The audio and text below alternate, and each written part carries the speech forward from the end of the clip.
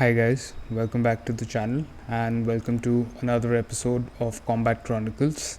Now, this episode of Combat Chronicles is looking at UFC 291, Poirier versus Gaethje 2. And if you like violence, if you like two guys who are the absolute epitome of violence in a cage, if you like a human plane crash, then this is definitely the card for you. I'm going to start off with the first fight on the card, and then we will work towards the Gaethje and Poirier fight, and the Pereira and Blachowicz fight, which is the light heavyweight fight. Needless to say, this is a very, very exciting card. So without further ado, let's get into it. The first fight on the card, on the main card that is, which we're going to start with, is between Michael Chiesa and Kevin Holland.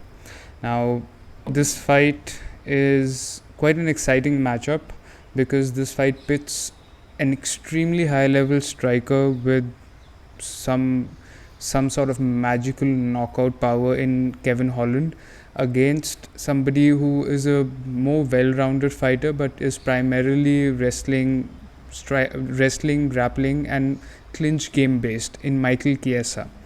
Now, I am going to go through the tail of the tape, but before that I'm going to start off with their previous few fights. So if you are an MMA fan, you of course are a fan of Kevin Holland, sorry. I apologize. And you have watched his recent fights, of course. So you know that he has won his last fight against Santiago Ponzinibbio, and that was an excellent showing. It was a necessary win for Kevin Holland because he had lost a fight against Thompson, and that was an excellent fight which pitted two strikers against each other. Even though he lost that fight, even though he broke his hand in that fight, he did show a lot of gusto, a lot of grit in that fight. He kept fighting with a broken hand and he kept keeping Thompson honest. So that is an important takeaway from that fight. Now, before that Thompson fight, Kevin Holland had lost a fight to Khamzat Chimaev, and in spectacular fashion, because Chimaev just grabbed hold of him, took him to the ground and ended the fight. And before that Chimaev fight, he had won a fight against Tim Means, who is a veteran and who is an excellent fighter in his own right. And before that, he had fought Oliveira, who is primarily a striking based fighter as well. So if you look at the last few fights that Kevin Holland has fought, we get to see the obvious lack of wrestling ability in Kevin Holland. Now, that could come back to bite him in this fight against Michael Chiesa, especially if he's not worked on his grappling and his wrestling. Having said that though, I do believe that he has the ability to keep Michael Chiesa at bay when it comes to wrestling and grappling exchanges, and in the striking department he is far, far superior because, well, I will tell you what I was going to say in a little bit. Now, if you look at Michael Chiesa's last few fights, he had a loss to Sean Brady, which is understandable. Sean Brady has dynamite in his hands. Before that, he had a loss to Vicente Luque. Now, in the climate right now, you would say that seems like a bad fight to lose for Michael Chiesa. But if you consider the situation when that fight occurred, Vicente Luque was one of the top contenders and he was on his way to being champion. That is what most people thought at that point of time. So it is understandable that Michael Chiesa fought him at that point and lost because Vicente Luque was riding high and he used that momentum and his abilities to beat Michael Chiesa. Before that fight though, Michael Chiesa had a win over Neil Magny, and that was a very important win for him because Neil Magny is no slouch. And for somebody like Michael Chiesa to be able to beat Neil Magny was a great coup. So yeah, Michael Chiesa is not a bad fighter. He's an excellent fighter. Before that, he had a win against Dos Anjos. Before that, he had a win against Sanchez. So he has beaten some excellent fighters, and just because he has 2 losses on his record in his last 2 fights, it doesn't mean that he is not a capable fighter. especially considering the fact that Michael Chiesa is coming back to the octagon after a long layover. So he is going to be fresh. Granted, he might be a little nervous, he might experience a little bit of ring rust, but I don't think that is going to be an issue. He will be able to bring his skill set and show it to people in this fight. If you look at the tail of the tape, now this is where it gets very, very interesting, because the physical attributes of these two fighters are quite unique, especially in the case of Kevin Holland. So let's go through their records. Michael Chiesa has 18 wins and 6 losses, which is not a bad record at all. Especially considering the fact that lately Michael Chiesa has leveled up, even though he has 2 losses in his last 2 fights. In general, Michael Chiesa has raised his level of fighting ability from what he used to be a few years ago. So you actually see that difference, and that could help him in this fight. Kevin Holland, on the other hand, has a record of 24 wins, 9 losses, and 1 no contest. Now, the thing with Kevin Holland is he is a very exciting fighter. He has immense power in his hands. I'm reminded of a fight that he had with Jacare Souza, and if you don't know who Jacare Souza is, he was at one point one of the best fighters in the division. And Jacare Souza had Kevin Holland pinned on the ground. He was on top of him, and Holland was talking to him, which he does in most of his fights, and he was talking shit to Jacare. And while he was doing that, from the ground with his back on the ground, he swung his very, very long arm and he planted a punch on Jacare Souza's face, and it absolutely knocked him out. For people who do not understand what that means, it is close to impossible to generate that amount of power from the ground where you just knock a guy out who's on top of you and in a controlling position. So that gives you a glimpse into how powerful Kevin Holland is and how well he uses his length. So he's a very tall, very long, lanky fighter, and he uses his strikes, he hits them like a whip, which generates a lot of momentum and a lot of power. So that is something that any fighter that goes up against him has to be careful of. Having said that, in most of his fights, especially his last few fights, you get to see that no matter how many times Kevin Holland loses in the wrestling and grappling department, and no matter how many wrestlers and grapplers beat him, he still does not improve his grappling and wrestling to a considerable amount. Now, what that means is, if that is still the case in this fight, Michael Chiesa has the ability to ground him and then take the fight over and take it away from Kevin Holland. And he has to avoid that. I don't understand why he does not try and improve this skill set of his, why he doesn't work on his wrestling and grappling as much. But yeah, that is entirely up to him. So it is not something that we as fans can make him do. This fight is going to be interesting because he genuinely might have worked on his wrestling. Having lost to so many wrestlers and grapplers, maybe a little bit of reality has kicked in and he has worked on his grappling and wrestling.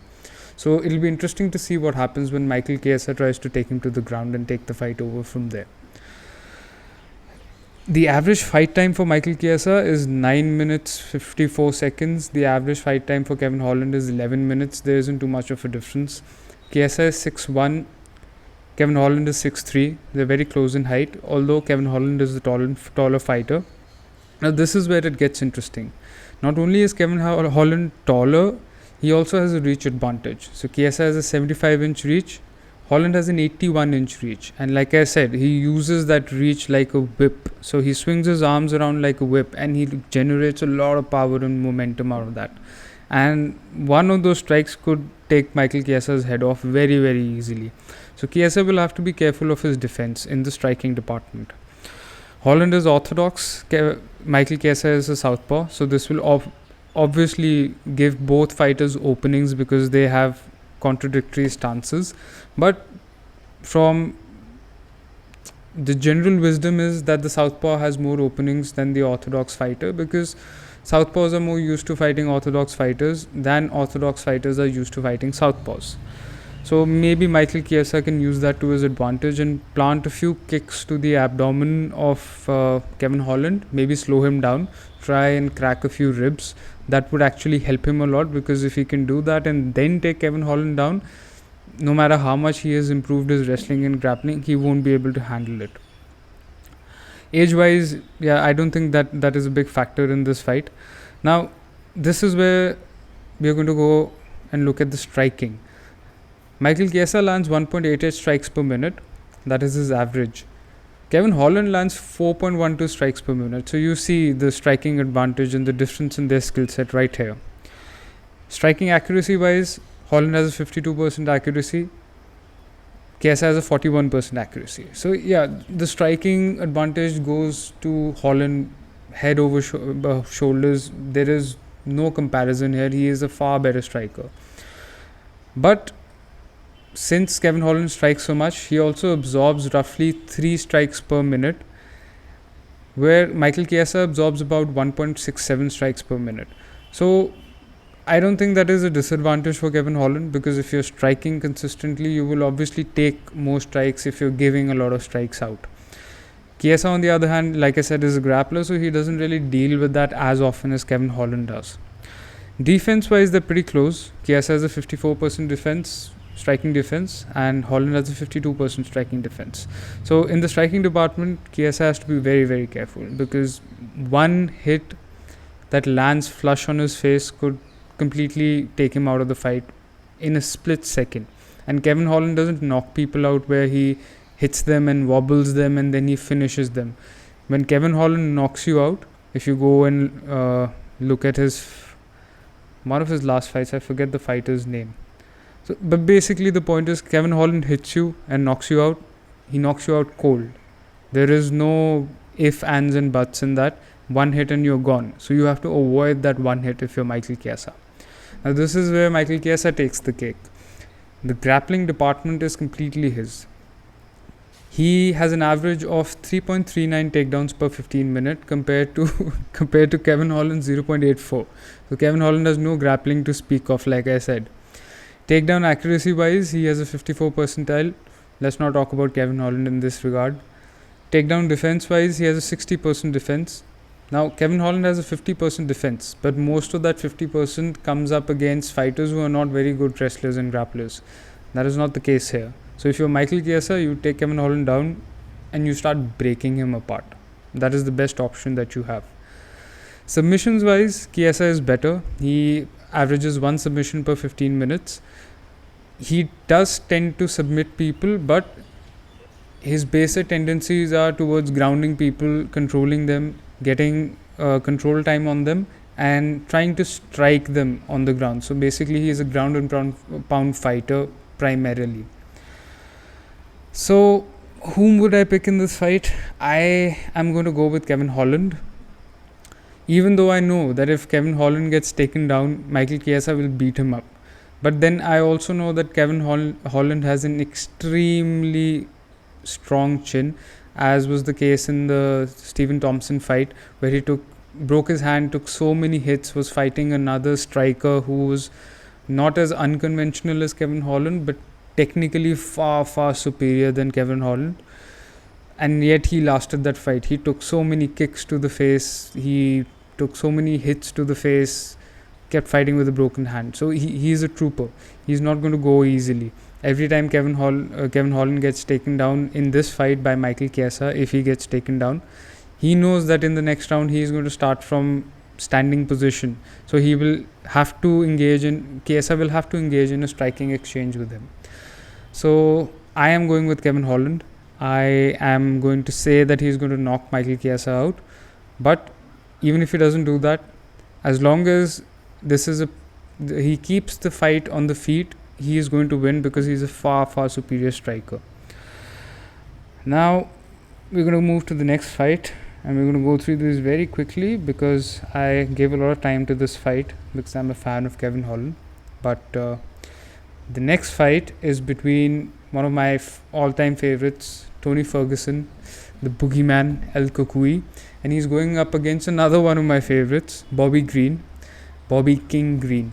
Now this is going to be a brilliant fight, because Bobby Green is the kind of fighter who keeps his hands down and shows you his face and tempts you to fight him, and then he slides out of the way and counters you. He's very, very good at that, and he's an excellent striker who doesn't like to wrestle at all whatsoever. Tony Ferguson is capable of wrestling and grappling, and he's very good there. But Tony Ferguson is a violent striker. If you're an MMA fan, I'm sure you know that. If you're an MMA fan and you've gone to Tony Ferguson's page, there are pictures of Tony Ferguson bathing in his opponent's blood.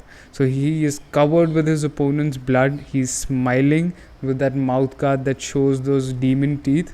And you have these pictures of his opponents who look like they've been mauled by a mountain lion. If Tony Ferguson can bring even 60% of that into this fight, this will be a crazy fight. Now, Tony Ferguson generally uses his elbows very well. He likes to cut people with his elbows so that they start bleeding and then the damage accumulates. And Tony Ferguson isn't necessarily going to knock you out with one punch. He is going to hit you, cut you, break your eye sockets, break your jaw, break your teeth, break your ribs, and cumulatively he will beat you down until you are absolutely destroyed. That is the Tony Ferguson style. Constant pressure, attack, hit, and break and tear things apart. So that is something to look out for. And now this is an interesting aspect. Both of these fighters are known mostly for their striking abilities. So I don't think this fight is going to go to the ground unless Tony Ferguson decides to do that, which is unlikely. He does have the capability to do it, but he is more of a reactive grappler than somebody who initiates grappling and wrestling exchanges. So I think this is going to be a stand-up fight, and this is going to be a very exciting, very violent fight. Come to think of it, this card is probably one of the most violent cards that you're going to see this year. So yeah. Anyway, Tony Ferguson has a record of 26-8-0, and we all know that he went on a mad win streak when he was supposed to fight Khabib but didn't get to because of some reason or the other, and their fights kept falling apart. Bobby Green has a record of 29-14 and one loss, one no contest, one draw, one no contest. So they are very, very extensive records. They have a lot of experience. Average fight times are very similar. 11 minutes 20 seconds for Tony Ferguson, 11 minutes 50 seconds for Bobby Green. Ferguson is 5'11", Bobby Green is 5'10". They're both going to have the same weight roughly, although Bobby Green might carry more muscle into the fight because Tony is leaner always. Now Ferguson has a 76-inch reach and Bobby Green has a 71-inch reach. So this might be something that might work in Ferguson's favor because Bobby Green tends to keep his hands down, and because Tony Ferguson's reach is far further than most fighters in that weight class, Bobby Green might get hit with shots where he thinks he is safe. Ferguson is 1984 born, Bobby Green is 86 born, very similar ages. Now in the striking department, again, they're very, very similar. Ferguson has a 5.07 strikes per minute average. Bobby Green has a 5.97 strikes per minute average. So, yeah, they're very busy strikers. Ferguson has a 45% striking accuracy. Bobby Green has a 51% striking accuracy. Partially because he likes to slip and counter a lot. And in those situations, because you are planning and placing your shots, you tend to hit your shots well more often. Strikes absorbed wise, Ferguson has a 3.95 per minute average and Bobby Green has a 3.67 per minute average, so they're right about there. Striking defense wise, Ferguson is 58%, Bobby Green is 62%, and he has very, very good movement, so he's excellent defense. Tony Ferguson has a slightly more traditional defense, but one of the things about him is if you hit Tony Ferguson and you wobble him, he is the kind of fighter who will not protect himself and go backwards and try to save himself. He is the kind of fighter who will come after you. So if you hit Tony Ferguson, you are causing trouble for yourself, because then Tony Ferguson, in order to take a break, will use his insane cardio to come after you and hit you so many times that you don't get to hit him. And in that span, he will try and recover and get the cobwebs out of his head. So yeah, that's why he is the boogeyman. He is fucking mad. Grappling wise, Ferguson is the better fighter because he has better jiu-jitsu. But takedown average wise, he has a 0.44% takedown average per 15 minutes to Bobby Green's 1.28. Neither one of them want to take you down. Generally, Ferguson's grappling exchanges start when somebody takes him down. So he doesn't initiate those exchanges very often, which is why he doesn't take people down very often. Takedown accuracy wise, if Tony Ferguson is going to take you down, he has a 41% accuracy to Bobby Green's 37% accuracy. 66% takedown defense for Ferguson, 72% takedown defense for Bobby Green. Since he is a striker primarily and he doesn't like to wrestle people, he tends to keep his takedown defense on a higher level. But against excellent wrestlers and grapplers, he has trouble staying up. But that is not going to be the case in this fight. Now, submissions wise, Ferguson does tend to submit people. And his favorite is the Darce choke, which he does over and over again, or at least used to. He has a 1 submission per 15 minute average compared to 0.3 in Bobby Green's case, who is not going to submit you. Now, Ferguson is coming from 5 losses against Diaz, Chandler, Dariush, Oliveira and Gaethje, all peak level fighters. But let's not sleep on Tony Ferguson. He might have gone down a notch from his prime, but he has 5 losses, yes, but he is still a very, very good fighter, and all of his losses are to the best of the best in his division. So he is still very, very capable of fighting Bobby Green, who is not at that level at this point. Bobby Green had a no contest with Gordon, lost to Dober, lost to Islam Makhachev, who is the current champion, and did quite well considering his skill set versus Makhachev's. So he managed to fight Makhachev well till the wrestling exchange started, and then Makhachev got the better of him. Now he has a win against Hakparast, who is a very, very good fighter, and before that he had a win against Alai Quinta, who is an excellent wrestler. So it is not that Bobby Green cannot wrestle, but it is not that Bobby Green cannot save himself from a takedown, but in this case he won't have to use that, so that's fine. My choice would be Bobby Green because he has more momentum, and Tony Ferguson has seen better days and he's taken a lot of damage. He has 5 losses, and all of those losses have been spectacular. He has had no easy fights in his career. He didn't have easy fights when he was winning. He hasn't had easy fights now that he's been losing. Bobby Green, on the other hand, goes up and down, but in a primarily striking based fight, I think Bobby Green is a better striker and he can beat Tony Ferguson. So that is my choice. Even though I love Tony Ferguson and I'd be very, very happy if he gets this win. Now, the next fight is Stephen Thompson versus Michel Pereira.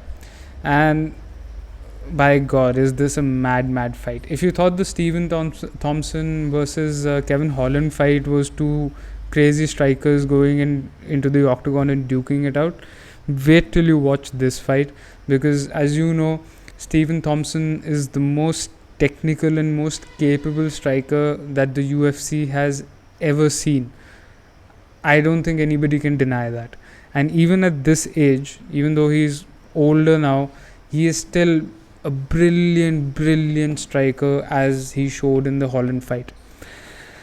But he's going up against Michel Pereira, who is as unconventional a striker as it gets. He is the guy who, if his opponent is on the ground and he's lying down, he does a front flip and lands on the opponent with his feet.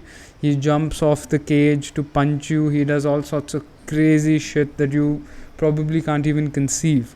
So this is going to be a very interesting fight. This is going to be the most technical and flamboyant and beautiful striker to watch in Stephen Thompson, going up against a very exciting, interesting to watch, insane striker who can do anything at any point in Michel Pereira.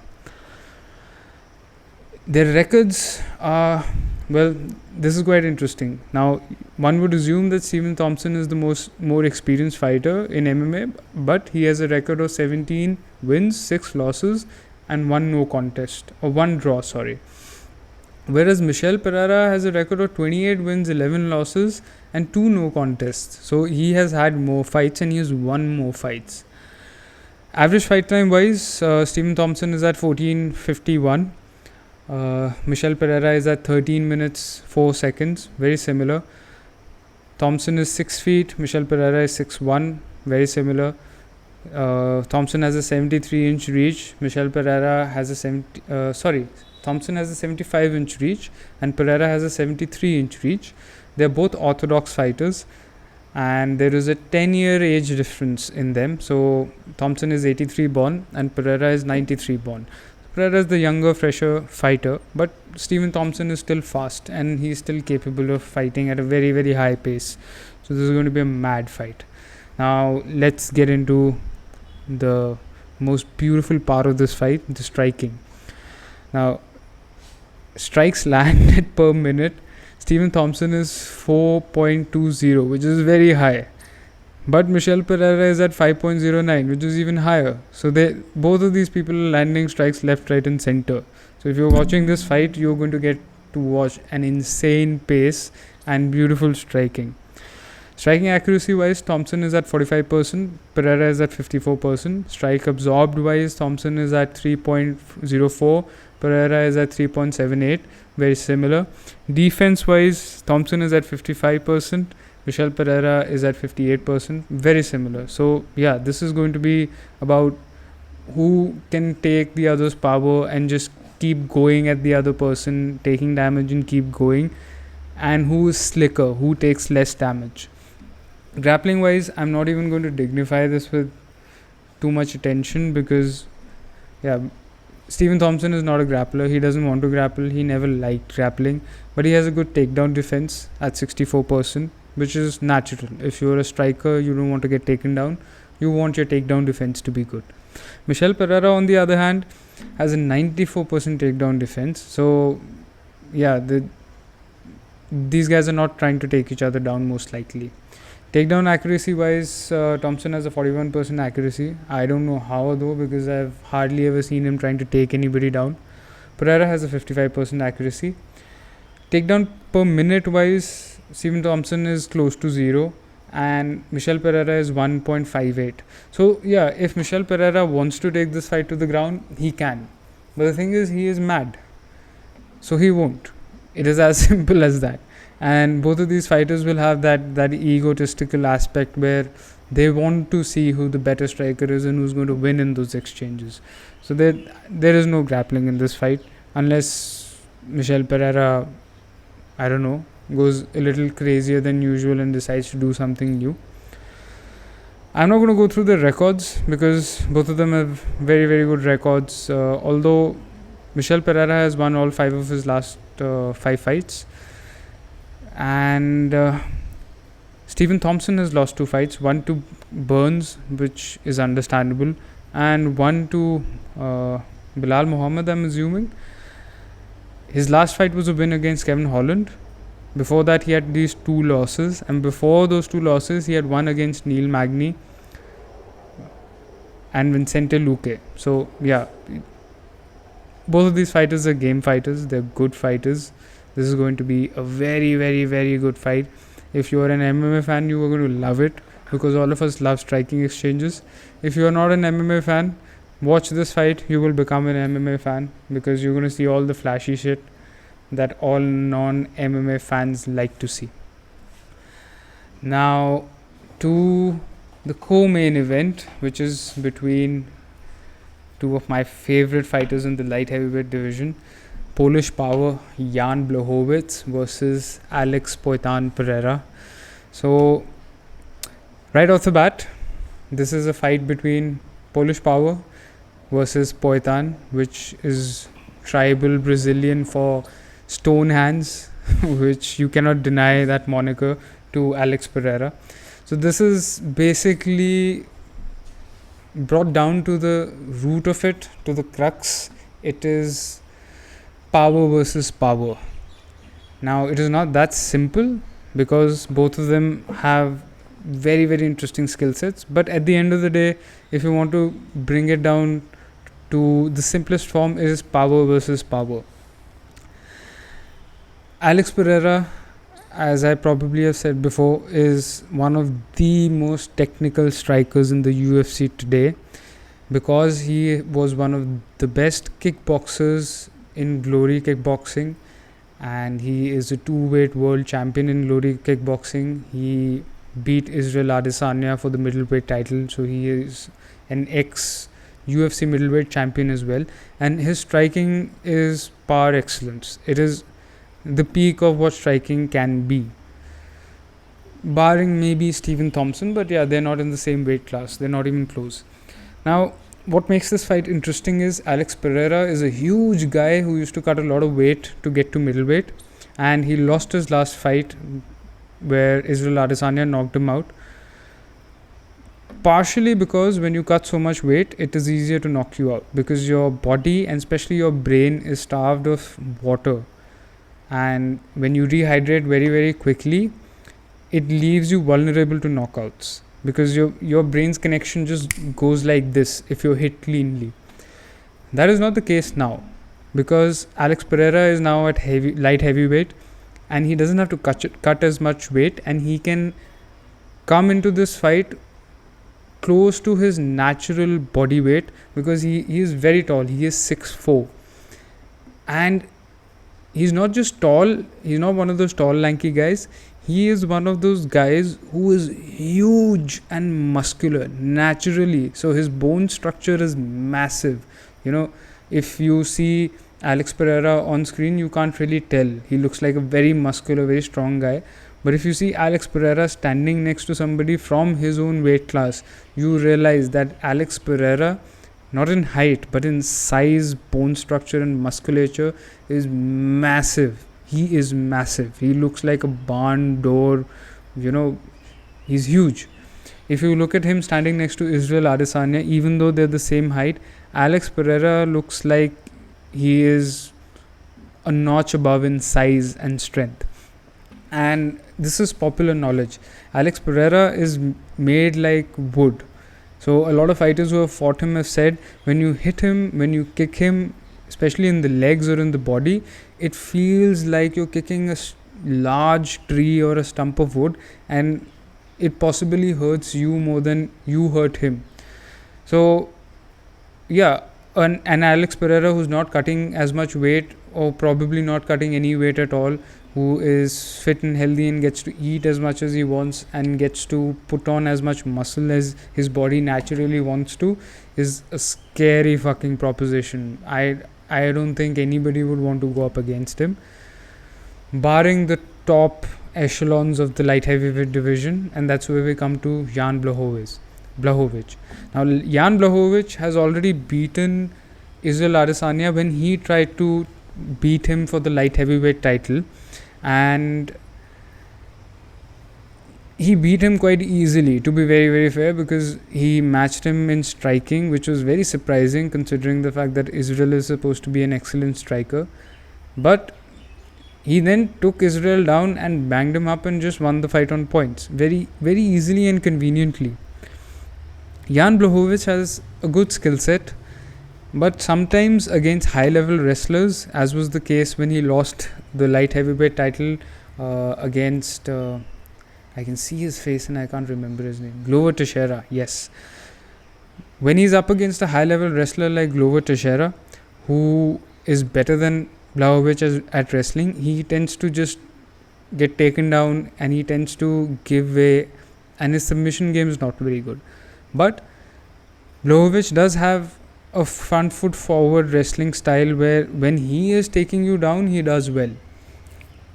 That is not his primary skill set. His primary skill set is his striking. His leg kicks are very, very good. He hits very, very hard. His shins are very, very strong, which is why every time somebody tries to kick him in the leg, he takes his shin out and lets your shin hit his shin.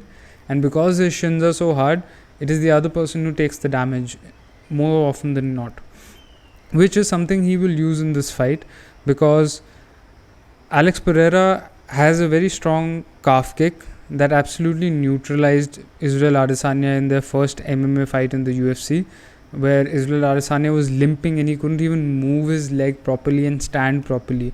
And all Alex Pereira does is he just cocks his leg from.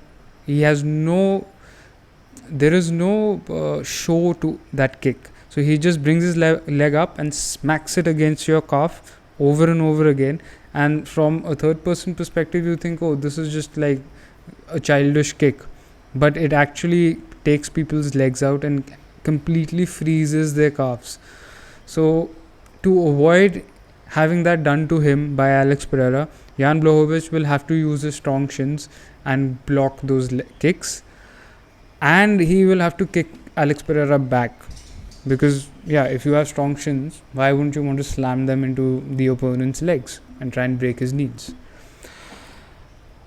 Let's get into the tail of the tape. Now, Jan Blachowicz has a record of 29 wins, 9 defeats and 1 draw. Alex Pereira has a record of 7 wins and 2 losses in MMA.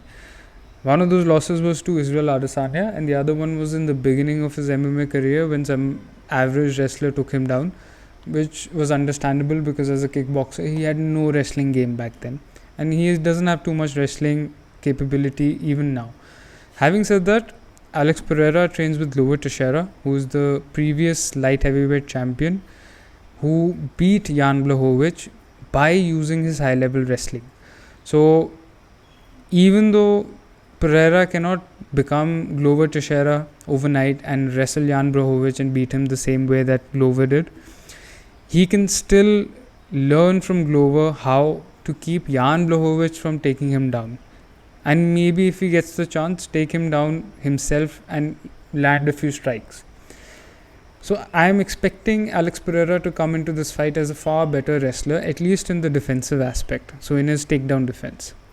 Average fight time wise, Alex Pereira has 10.51 average fight time against Jan Blachowicz is 13 minutes, so that doesn't really make a difference in this case. Blachowicz is 6'2", Pereira is 6'4", taller fighter, longer fighter. Blachowicz has a 78-inch reach, Alex Pereira has a 79-inch reach, but Alex Pereira has long legs, he has a lot of length in his legs, and he, being a kickboxer, is very good at kicking. So he is going to use that skill set and use that range in his legs to keep Jan Blachowicz at a distance and keep him from grappling him. They're both orthodox fighters, although both of them can switch. Pereira can switch better than Blachowicz, but that doesn't really make a difference. Striking wise, now this is where it gets interesting. Blachowicz is a very good striker, and that is his primary skill set. But Alex Pereira has more than, I think, 70 or 80 fights in kickboxing, and there is no comparison in their striking capabilities. Strikes landed per minute wise, Blachowicz has 3.41 strikes to Alex Pereira's 5.23 strikes. So basically, Blachowicz is a very good striker, but Pereira is better. That is the striking game in this fight. Striking accuracy wise, Blachowicz is 49%, Pereira is 59%. Strikes absorbed wise, Blachowicz is 2.81, Pereira is 3.76. Now, here is where Pereira loses a little bit of ground because he absorbs more strikes. Having said that, Pereira is more technical, so a lot of the strikes that he does absorb are glancing strikes. So there are strikes where he has moved with the strike and it hasn't connected clean, or he has defended those strikes and was hit partially. So this stat is a little deceiving, I have to say that. Now, defense wise, they're both even. Striking defense wise, they're both at 54%. Grappling wise, Jan Blachowicz is, in my book, the better grappler. He has a 0.97% takedown average per 15 minutes, so he's not a wrestler and a grappler per se, but he has the better skill set than Alex Pereira, who has only 0.28%. Only a 0.28 average per 15 minute. Takedown accuracy wise, Blachowicz is 53%, Pereira is 100%, but that is because he hit one odd takedown probably out of pure instinct once in some fight, and yeah, he's never tried to take anybody down after that, as far as I know. Takedown defense wise, Blachowicz has 68% takedown defense to Alex Pereira's 73% defense. But Alex Pereira got taken down by Israel Adesanya in their first fight, the fight that Pereira eventually won by knockout. And that shows that if Israel Adesanya can take you down, then Jan Blachowicz can definitely take you down, because he is the better wrestler, he is larger in size, he is more muscular, and he has a better skill set, grappling and wrestling wise. Submissions wise, Blachowicz has a 0.2% submission rate per 15 minutes, and Alex Pereira has a 0% submission rate. So the one thing that I can guarantee to you is neither one of these guys is submitting each other. It is very, very unlikely, unless Blachowicz takes him down and decides to not hit him and tries to submit him, which is, it is not likely.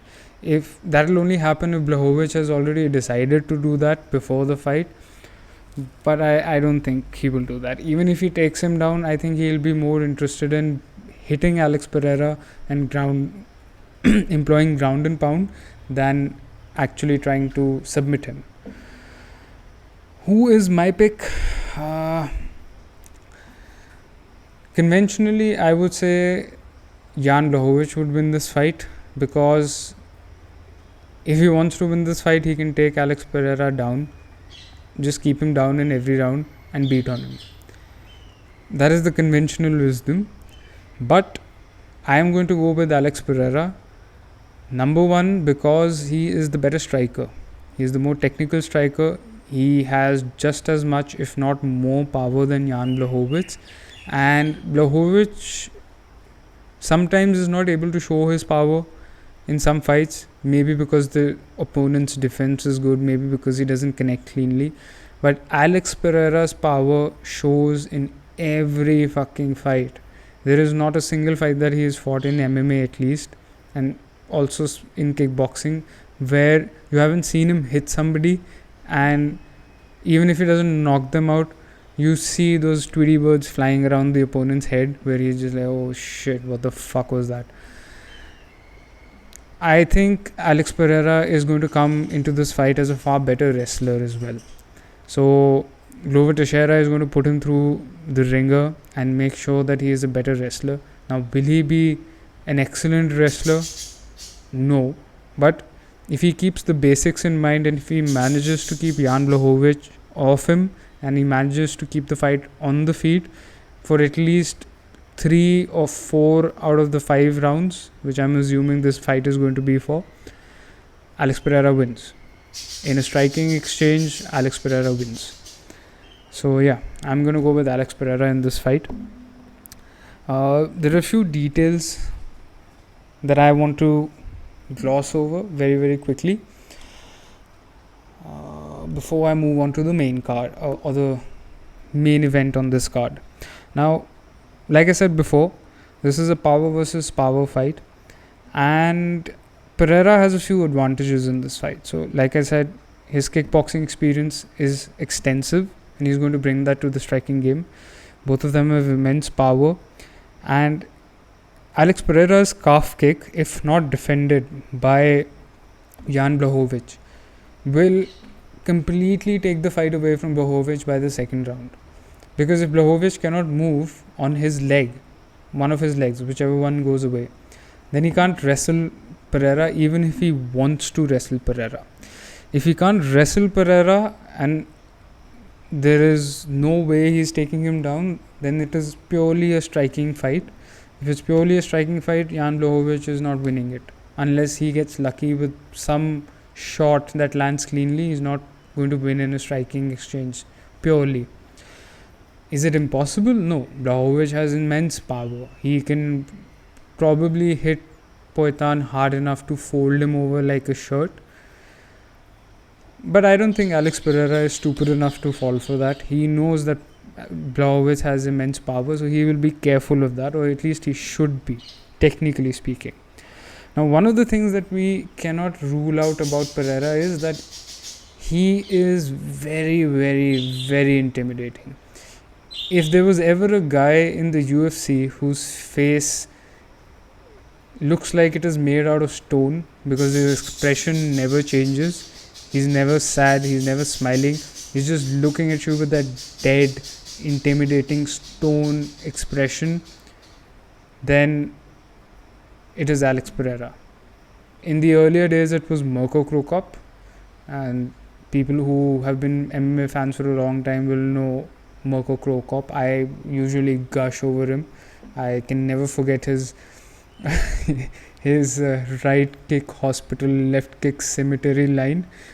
But after him, I think Alex Pereira is the only guy who has that level of intimidation factor, and it is for a good reason, because Alex Pereira is fucking vicious. When he hits you, he takes no prisoners. He knocks people out with his kicks. He knocks less often, but he does do that, especially in kickboxing. He knocks a lot of people out with his knees. If you get hit by a knee from Alex Pereira, most likely you're going to get knocked the fuck out. And I don't know, maybe you're going to come back from the shadow realm, maybe you're not. But if you see Alex Pereira hitting somebody with a knee, especially in the face, it makes you cringe, because you can literally look at that and feel the power that he generates, and he just breaks people in half with those knees. So that viciousness in his knee, that viciousness in his left hook, which is not even his power hook, but he's knocked more people out with his left hook than with his right. So that viciousness is something that Alex Pereira brings to the table, that Jan Blachowicz will have to deal with and somehow try and get Pereira's respect, because Pereira is very disrespectful in a fight till you show him something that he has to be wary of. So he will not respect you unless you hit him hard enough for him to then be careful about your power. Even though you are powerful, you need to show him something where he feels like you are dangerous to him. Otherwise he will plod forward, kick you, knee you, hit you, make it a striking exchange, and just disrespectfully dismantle you. Another aspect that Pereira needs to be careful of, which is not an advantage for him, is he needs to make sure he doesn't get taken down. If he gets taken down, he needs to make sure he doesn't take too much damage and lose his cardio, because when people put weight on him, he, especially in a grappling exchange, so in clinches not so much, because he's used to clinches in kickboxing, but in grappling exchanges on the ground, when people put weight and pressure on him, he gasses out, which is something that happened to him in the first Adesanya fight as well. He needs to be mindful of his stamina. Granted, it will be better because he will not be cutting so much weight, so his stamina will be better, but he needs to be mindful of that, and he needs to make sure he doesn't get taken down. Even if he does get taken down, he needs to make sure he gets up quickly. The one thing though that is questionable is Alex Pereira was knocked out cold and clean, and he fell and he was lying on the octagon floor stiff as a board, as if he had just had an epileptic seizure and gone out. And that kind of a knockout is very hard to recover from, because if you've been knocked out lately, it is easier for you to get knocked down because your mind shuts down quicker and easier. So it's only been 3 months since that horrible knockout. There is a chance that Alex Pereira has not completely recovered, and one good shot from Jan Blachowicz could completely knock him out cold again. I'm hoping that is not the case, because I would want to watch an exciting fight that lasts. But Pereira might want to be careful of that.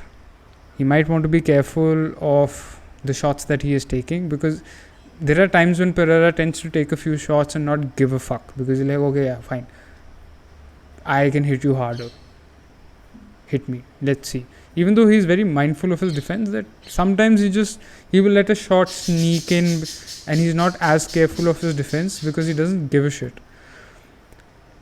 he has to be careful in this fight because he's going up a weight class and people are more powerful. Jan Blachowicz in that weight class is known for his power. So even amongst more powerful people, he is the one who is one of the few people in that weight class who is known exceptionally for his power. He needs to be careful. One of the things that Jan Blachowicz has to be careful of is the fact that he tends to not be able to make adjustments mid-fight. So if his pre-fight game plan is not working out well and he needs to change something in it, more often than not, he is not able to manage those adjustments very, very well, especially against fighters who have better ring IQ or fight IQ than he does. So Poitin is a very sneaky, smart fighter. So if something is not working, especially in the striking where Poitin already has an advantage, then Blachowicz has to be careful and he has to be mindful of the fact that he might want to switch his game plan quickly and mitigate the damage and not just get lost or be like a deer in the headlights where he's just stuck there and he doesn't know what to do. So that is something he needs to be careful of. And he, like I said, he needs to protect his leg. So he needs to use that very, very hard shin that he uses to block leg kicks or calf kicks. And he needs to make sure that Poitin cannot break down his calf. Because the first calf kick doesn't feel as bad. The second one feels a little worse. By the third calf kick that Alex Pereira lands on you, or the fourth one, you start realizing that your calf is completely jammed. You cannot feel it. You cannot move it. And then your leg is gone. And then you're limping around in a fight, stumbling around, losing your balance, possibly falling down. And that is something you don't want against Alex Pereira, because one stumble that makes you fall onto one of his punches and he will hit you so hard he'll pop your head off and send it into the crowd. So that has to be on Blachowicz's mind. Alex Pereira is my pick, like I said before, because I think he's going to come as a better wrestler, and if he can manage to stem any takedown attempts from Jan Blachowicz, he's going to win the striking exchange. That is my take. And now let's go to the human plane crash of a fight.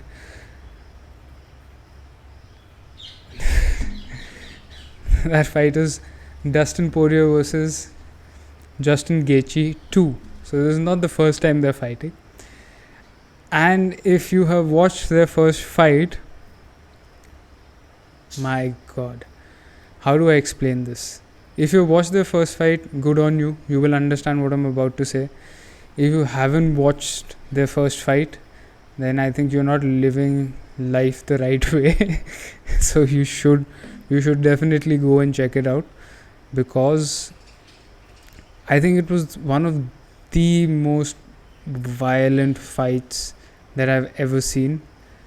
So yeah, that first fight between Poirier and Gaethje reminded me quite a bit of the Rory McDonald versus Robbie Lawler 2 fight. So Rory McDonald versus Robbie Lawler 2 was probably the most violent fight in the UFC I've ever seen. There are a few contenders, yes, but I think that was the most violent. But Poirier versus Gaethje 1 was very, very close, because Justin Gaethje, especially back then, was a madman. He would put his hands up, and if you still managed to hit him, he would take the hit and he would keep walking forward. And the moment you're done with your punches, he would hit you, keep walking forward, hit you, keep walking forward, hit you, not care what you're doing, where you're hitting him, how much it hurts. He'll keep hitting you. And one of the worst things that Gaethje does to you is he kicks you with an inside leg kick to the knee. And why it is bad is because Justin Gaethje probably is the best leg kicker that the sport has seen till date. Nobody, as far as I know, kicks people's legs and absolutely fucking destroys them the way Justin Gaethje does. There are fights Justin Gaethje has had, especially before the UFC in other organizations, where he won by leg kicks. And when I say he won by leg kicks, he did not hit the opponent. He just kept kicking the opponent's knee to the point where you could see that it had swollen like a balloon. It was red, it had welts on it, and you could see that it has snapped. And people just fell to the ground, clutching their knee, dying of pain. That is what Justin Gaethje does to you when he decides to go after your leg. And he almost always does. Maybe not to the degree that he used to earlier in his career, but he still does go after your leg and completely mangle it. I think it would be better if a fighter gave his knee to a dog to chew on it than it is for a fighter to let Justin Gaethje kick him. So yeah, go to the first Dustin Poirier Gaethje fight. You will see Justin Gaethje just destroying Poirier's knee. But what did Poirier do? He limped around, he shook his knee, and he kept punching Justin Gaethje. So he kept punching, tap, kept punching him. He subjected Gaethje to these long 5, 4, 6 punch combos, uppercuts, hooks, elbows back and forth from both Gaethje and Poirier. It was just absolute fucking madness till the 4th round, where Gaethje finally got knocked out. And even when he did get knocked out, Poirier hit him, he got wobbled, but he wouldn't go down. So Poirier kept hitting him, and he kept wobbling, but he wouldn't fucking go down. And he kept hitting him, and he kept moving around and shaking, but he wouldn't go down. And then finally Gaethje went down on one knee, and the referee stopped the fight, because, you know, as somebody who's watching it, you genuinely feel for the fighter. If he's not going down, if he's as determined as Justin Gaethje is, and if he has that mad chin that can take insane amounts of damage, that does not mean that you make sure that the fighter gets brain damage. So yeah, that was a very good stoppage. But that fight was, wow, that was insane.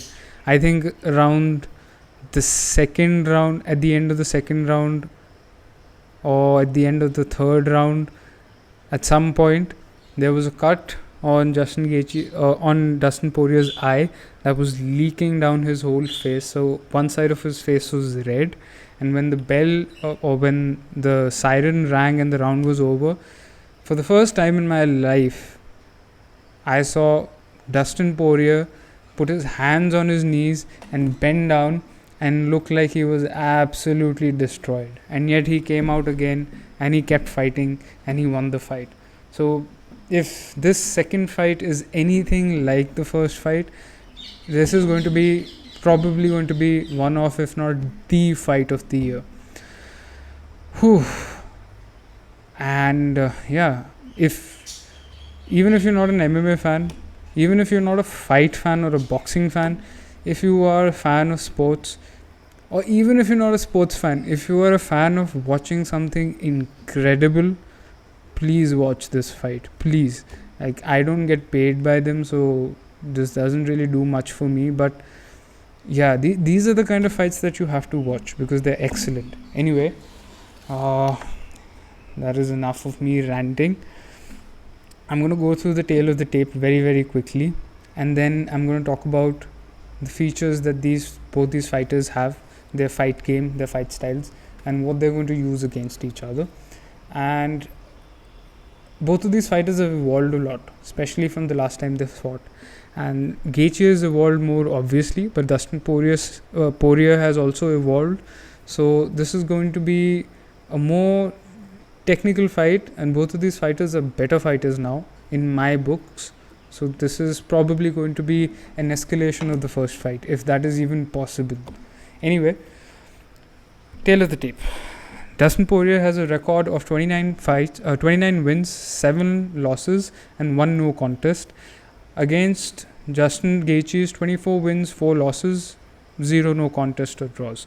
So they're very, very, very experienced, and they're very similar records. Now, Dustin Poirier has an average fight time of 10 minutes 6 seconds. Justin Gaethje has an average fight time of 10 minutes 6 seconds. Dustin Poirier is 5'9", Gaethje is 5'11", but you don't really see that difference when they're in the octagon. I mean, it might sound silly, but they don't seem physically, height-wise, they don't seem very different. And it doesn't really make much of a difference in their fight. So, yeah, don't put too much weight into this. Poirier has a 72-inch reach, Gaethje has a 70-inch reach. Quite similar, not very different.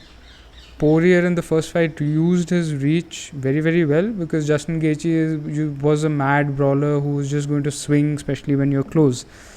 But in this fight, I don't think that is going to be the case because Gaethje is far more controlled.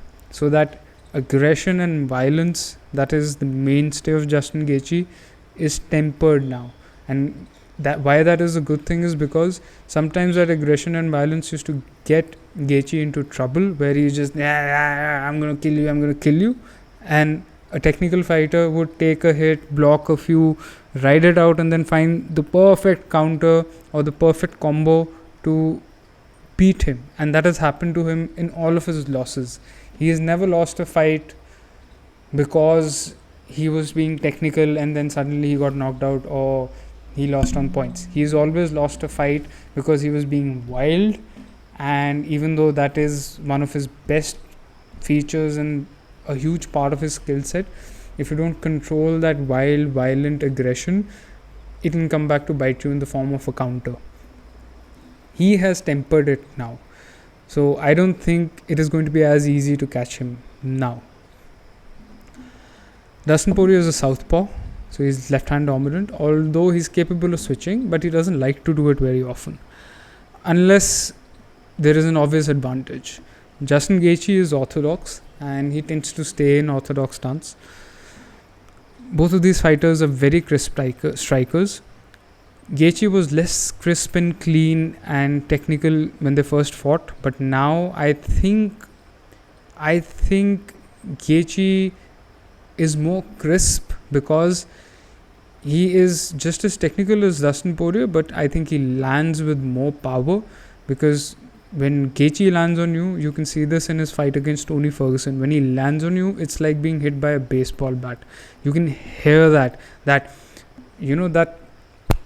thud that you hear when something hits something else very, very hard.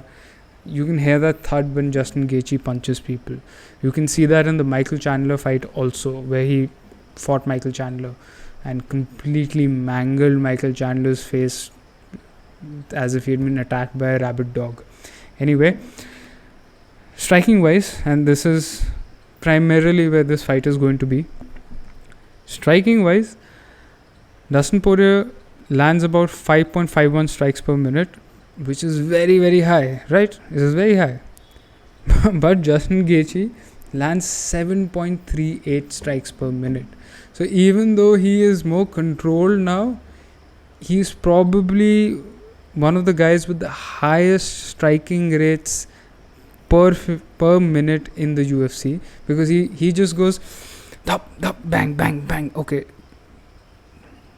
block, bang, bang, bang, bang, and he keeps that pace. So he is never trying to step away from his opponent and take a breather, dance around the octagon and see what he can do.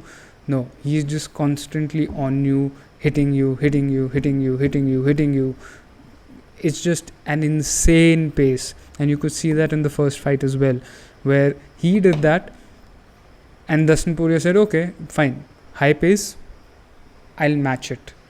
So yeah, those are the makings of insane violent fights, and that is what happened in the first one. Striking accuracy wise, Dustin Poirier has a 50% striking accuracy and Justin Gaethje has a 60% striking accuracy, which if you look at Justin Gaethje's earlier fights, like his first fight with Dustin Poirier, you would say that is not true because his striking accuracy cannot be that high.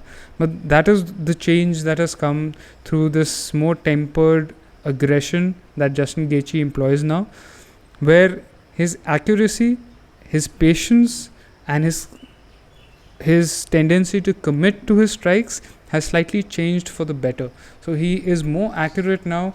He punches almost just as hard, but he's not trying to take your head off and over swinging and losing momentum, getting into bad positions.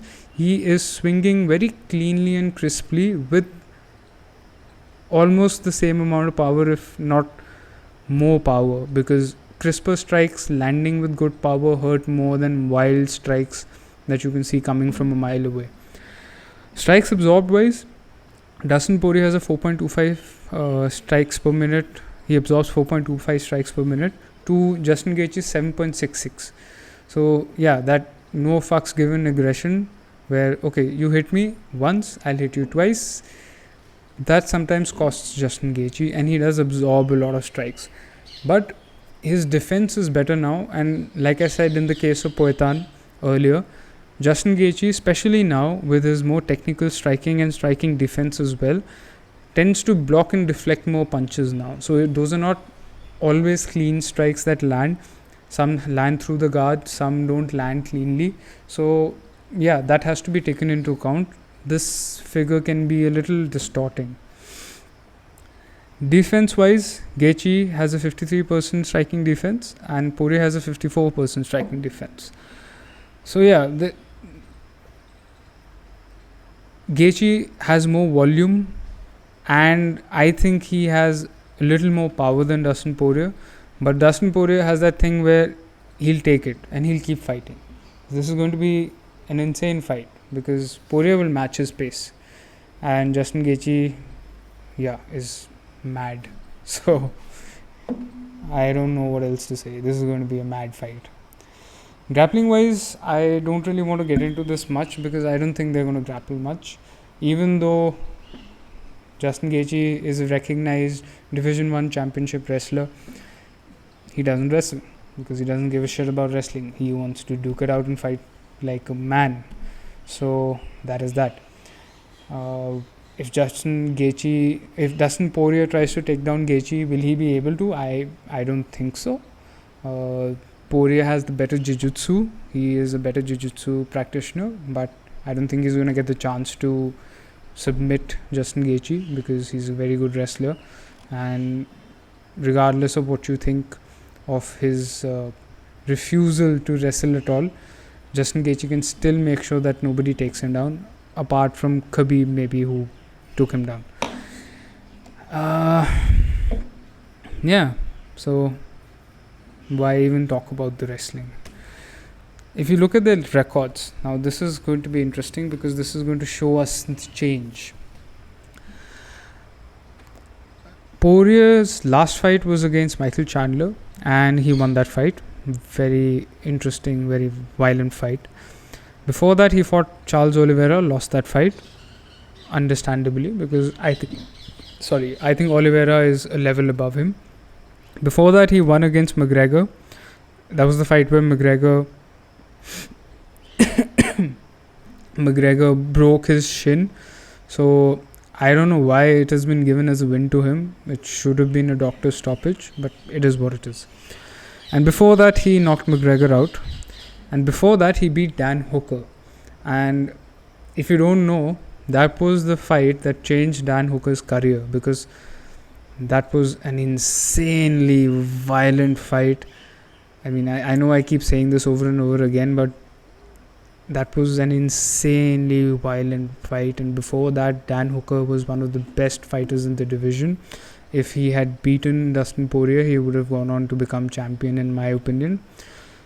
But Dustin Poirier won on points. Now, Dan Hooker didn't get knocked out in that fight, and neither did Dustin Poirier.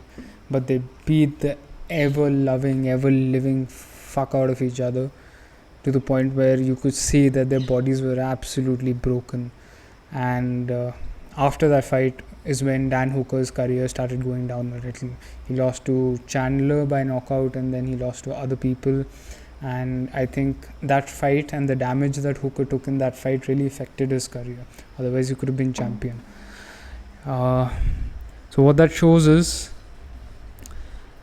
these last few fights show that a grappler and submission artist like Oliveira can take Dustin Poirier into deep water and submit him. But then again, there is no grappler or submission artist like Charles Oliveira, because he is the peak of the peak. And even if there was one, he's fighting Justin Gaethje. Justin Gaethje doesn't give a fuck about grappling or wrestling. He doesn't want to do that. He doesn't care. He just wants to fight. So yeah, I don't think he has to worry about that aspect. I don't think Poirier has to worry about the grappling wrestling aspect. He might try to take Justin Gaethje down, but I don't think he'll be able to. Even if he does, Gaethje will pop right back up in a split second, because he is the better wrestler. Now, if you look at Gaethje's record, Gaethje's last win was against Rafael Fiziev, and Fiziev was supposed to go on and fight for the title. Fiziev has excellent striking, and I think he is the fastest striker in the division. But Justin Gaethje is so crisp that he took some of the damage that was coming his way, kept his cool, and kept striking him crisply. And that is where you realize the power of Justin Gaethje, because if you can damage Rafael Fiziev to the point where you have torn his face up with strikes, and where after the fight Rafael Fiziev says that there are very few people who've hit me that hard, then you understand how hard Justin Gaethje hits, and I'm pretty sure he hits harder than Poirier. Before that fight though, he too had a loss against Charles Oliveira. So both of these guys have won their last fights against very, very tough, very powerful opponents, but their second last fights were against Charles Oliveira, and both of them lost. Now, before that fight, he too had fought Chandler, and he won that fight, and that again was a violent fight where Justin Gaethje just completely tore Chandler's face off. Chandler did hit him back, but that goes to show again how much power Gaethje has, because he was taking hits from Chandler in the first couple of rounds, and he was giving Chandler almost as many hits back. But Chandler was the one who got immensely damaged, and Gaethje walked out of the fight almost clean. So Michael Chandler can knock anybody out with one hit, but Justin Gaethje can knock you out with one hit. But if you don't get knocked out in one hit, each one of those punches is going to open up a cut, break something in your face, give you a swelling, damage you, and cumulatively over 5 rounds, it's like fighting Justin Gaethje for 5 rounds is like getting hit by a truck.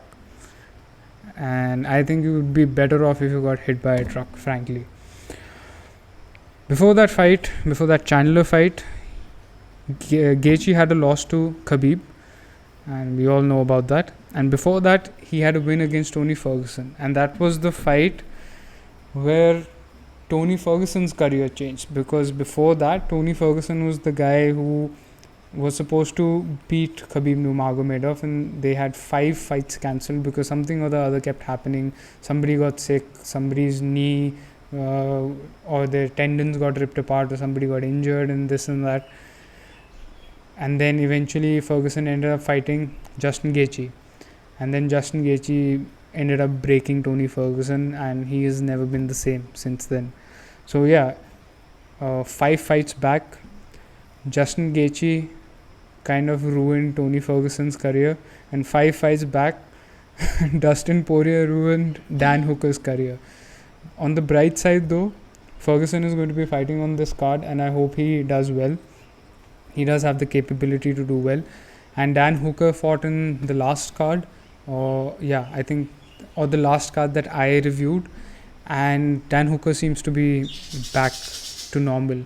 Even though he broke his hand in that fight, he won that fight, and it was a bad, violent fight. So yeah, I'm really glad Dan Hooker is back. A few things that both of these guys, Dustin the Diamond Poirier and Justin the Highlight Gaethje, have to keep in mind is, well, for starters, this is a title fight, and they are fighting for the baddest motherfucker title, or the BMF title, which Nate Diaz and Jorge Masvidal fought for previously, where Jorge Masvidal absolutely destroyed Nate Diaz. But anyway, one of these two is going to be the new baddest motherfucker, and for good reason, because who's better than Poirier and Gaethje? let's look at the first fight and talk about a few details from the first fight. So in round 1, fight started, and Justin Gaethje started very, very well with that patent inside leg kick, which was his speciality, and he started breaking apart Dustin Poirier's knee, and you could see Poirier was affected by it. But Poirier was constantly striking him with long combos, and I think in the punching exchanges, Poirier overtook Gaethje. At that point, he was above him. By the time they got to the second round, Poirier started closing in the distance because he realized that in the open, when he closes the distance in, Gaethje does not have enough space to kick him in his knee, so he can't leg kick him as often. And also he realized that when he is close in and he starts using those long combinations where he is punching Gaethje 4, 5, 6 times, Gaethje shells up, and that helps him keep Gaethje from attacking him. So yeah, he did that to nullify the kicks, and to a certain degree it worked, but Gaethje still found space to use his kicks. And one of the brilliant things about Justin Gaethje that other people aren't even capable of is that when he's clinching you at close range, so when he's face to face with you, he still takes a couple of steps back while holding you and finds space to kick you on the knee, which is insane, because it's like if two people are lying on top of each other, how does one kick the other? It seems impossible, but Gaethje kind of finds a way. Anyway, as the round progressed, in the second round, like I said, Justin started bunching up and taking a lot of punches. So he started putting his hands up, and because Poirier was just landing these long 5-6 punch combos, he just shelled up, and he was looking to try and tire Dustin Poirier out, but that is easier said than done because Poirier's cardio is insane. And then Poirier was finding very good punches in clinch position. So in one clinch position, I remember Justin Gaethje elbowed Poirier when he was entering the clinch, and then Poirier elbowed him back, and then in the clinch itself, he was finding very good punches, especially uppercuts. Because in the clinch, when your hands are tied up like this, the center is open, and Poirier used that very well to come up the middle and land uppercuts on him. So yeah, Poirier did that very well in the first fight. By round 3, Gaethje started finding his leg kicks more often and better, especially from clinch position, so he was using that technique more, and he even wobbled Poirier where he hit him, I think, with the left hook, and Poirier just shook up a little, and then Gaethje tried to pounce on him, and Poirier was like, oh okay, let's get back to the cage, put his back against the cage, and he was taking shots but giving shots back. So yeah, I mean, insane. It was an insane fucking fight. Gaethje then hit him with a good counter right and continued his leg kicks. So see, this is a feature especially of the Gaethje of old, and even now. He starts kicking your legs and he starts destroying them, and you think, okay, maybe at some point he'll switch over to body shots, body kicks, body punches, head kicks, head punches, but no. There is no point in a fight where if Justin Gaethje is hitting you in the leg, he's going to stop hitting you in the leg. He's going to keep at it till your leg is absolutely mangled. By round 4, Poirier wobbled Justin Gaethje in the beginning of the round with a strong left hand and then a right, and then he just went at Justin Gaethje. And like I said before, he just kept hitting Gaethje, and Gaethje just kept shaking all over the place and wobbling, but he wouldn't go down. And then finally he went down on one knee, and even though that is not exactly what an MMA knockout is supposed to be, that was enough, because Gaethje was just functioning on pure instinct. He wasn't consciously there, and Herb Dean was officiating that fight, if I remember correctly, and he stopped the fight. Now, for Poirier, the things that he needs to think of and be mindful of is, number one, he needs to use body shots against Justin Gaethje, because if you go back even before their first fight, Justin Gaethje fought Eddie Alvarez, and Eddie Alvarez beat him by using body shots and taking away Justin Gaethje's stamina. Because see, the only reason why Gaethje doesn't move backwards, keeps coming forwards, takes punches and just keeps going after you is because he has the stamina to do it. He has the cardio to do it. If you take that away, it is easier to knock him out within reasonable limits because he has an insane chin. But if Gaethje is tired, it'll obviously be easier to knock him out. It'll obviously be easier to manage him because he won't be able to put out as much output on you as he usually does.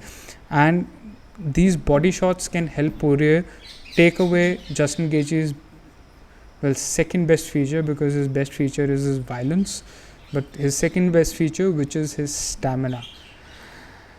Poirier also needs to initiate some clinching and grappling exchanges where he tries to show Gaethje something new, because at this point Gaethje is very settled in his crisp striking fighting, where he is like, oh okay, block, slip, counter, and he does that very well.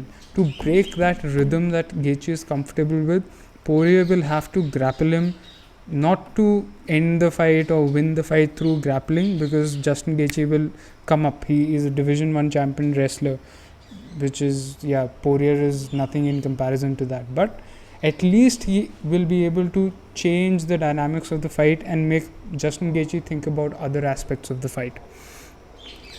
Now, this is quite an obvious one, but it has to be said anyway. Poirier has to check leg kicks. And I mean, against Justin Gaethje, you have to try and avoid leg kicks or check them, which I don't think checking them is a good idea either, because Gaethje will just kick you anyway, and then he will start beating your shin up. And if one of those or few of those kicks don't exactly get blocked properly, or they don't get onto the shin, so you don't go shin to shin and they hit your knee, each one of those kicks is damaging. So the best option for Dustin Poirier is going to be avoiding the kicks altogether, but that is easier said than done, because Gaethje is a master of the leg kick, especially the inside leg kick. Another thing Poirier has to do is stay in close range, because that is where he does best. So when they're in close range on the cage, Gaethje can still leg kick him, because he has that weird technique where he pushes you onto the cage, takes a couple of steps back with his feet and makes enough space to just whip it in. But when you're close with Gaethje in the middle of the octagon, somehow he doesn't manage to do the same thing, because he's too occupied by the punches and the striking. So Dustin Poirier has to do that. He has to stay in the middle of the octagon and get close to Justin Gaethje and keep hitting him to keep him away, keep him busy and keep him from hitting Dustin Poirier back with those leg kicks. And like I just said, Poirier has to use high volume and his hand speed, and Poirier is capable of doing that. That is how he won the first fight. So he has to be ready to just punch. So it has to be like pop, pop, pop, pop, hit, block, slip, block, hit. He has to keep that pace. He has to keep going for all 5 rounds and not take a breath and slow down. And that is how he's going to manage Justin Gaethje, if he manages to do so.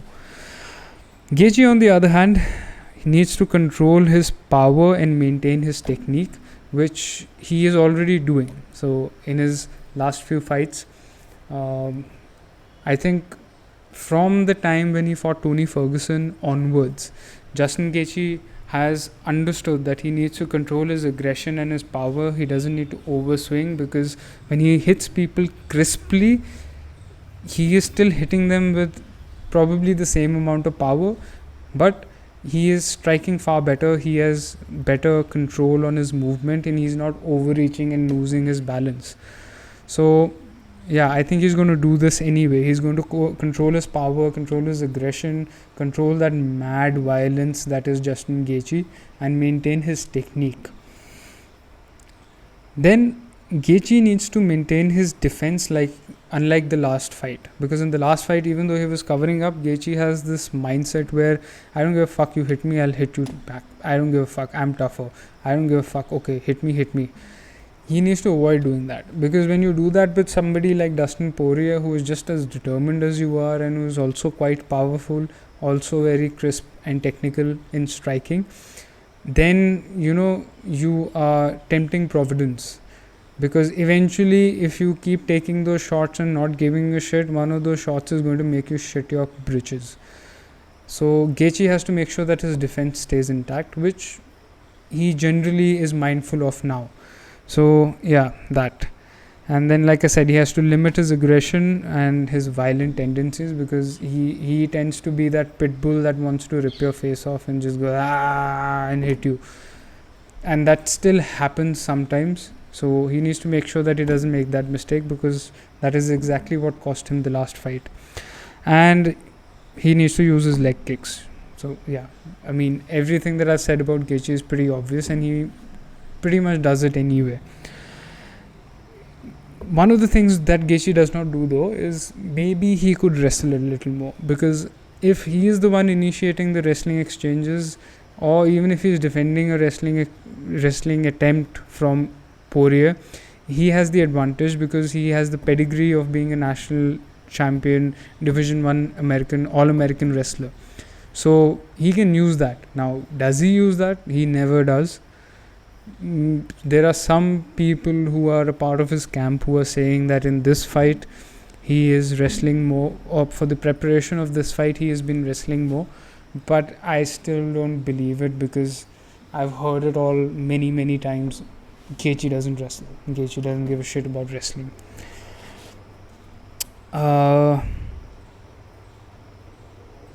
Yeah, so these are the things that these guys need to be mindful of. Whom would I pick? If I was doing a preview of the first fight, I would have picked Dustin Poirier, and I would have been correct because Poirier won. But this is not the first fight. Both of these fighters have evolved a lot. Dustin Poirier has become more technical, and he has added dimensions to his wrestling and grappling, which is not going to help him with Gaethje, because Gaethje will always be a better wrestler than Poirier.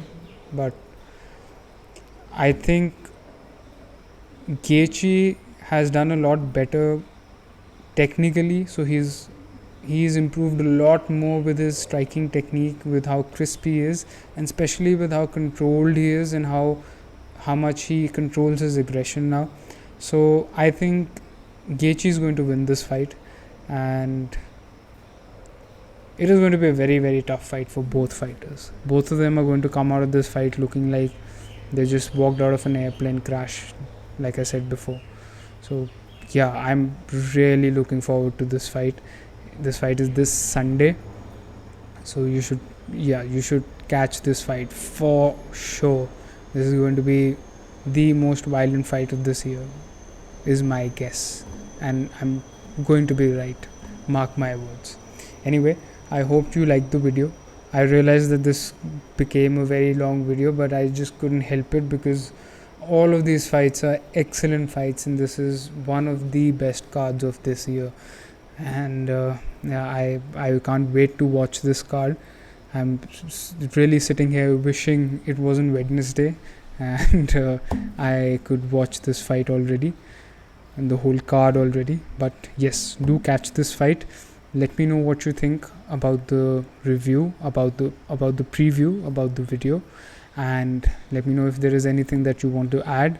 Go down into the comment section and we can discuss different aspects of these fights, any fight that you like. And like, share, subscribe. See you next time. Enjoy the fights.